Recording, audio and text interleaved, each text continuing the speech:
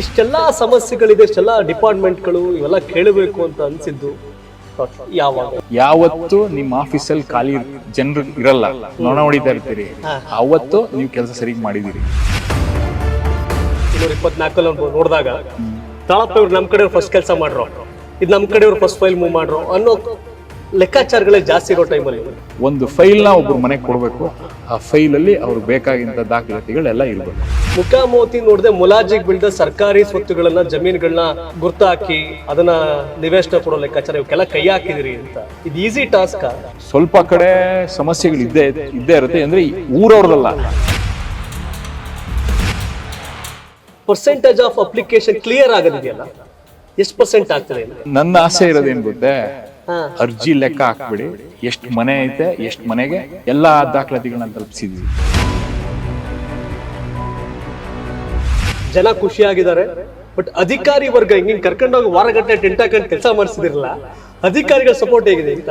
ಎಷ್ಟು ಸ್ಟ್ರೆಸ್ ಐತೆ ಆ ಡಿಪಾರ್ಟ್ಮೆಂಟ್ಗಳಲ್ಲಿ. 85% ಜನ 60 ವರ್ಷಕ್ಕೆ ಮುಂಚೆ ತೀರೋಗವ್ರೆ.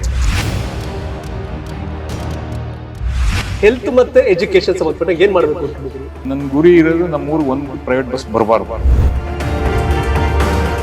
ಹೆಲ್ತ್ ರಿಲೇಟೆಡ್ ಎಷ್ಟು ಜನ ಬಂದ್ರು, ಎಷ್ಟು ಜನ ಖಾಸಗಿ ಆಸ್ಪತ್ರೆಗೆ ಹೋದ್ರು, ರೆಫರ್ ಮಾಡಿದ್ರಿ ನೀವು, ಎಷ್ಟು ಜನ ಕ್ಯೂರ್ ಆದ್ರು.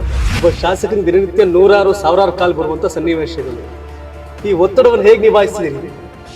ಅದು ಸ್ವಲ್ಪ ಕಷ್ಟ.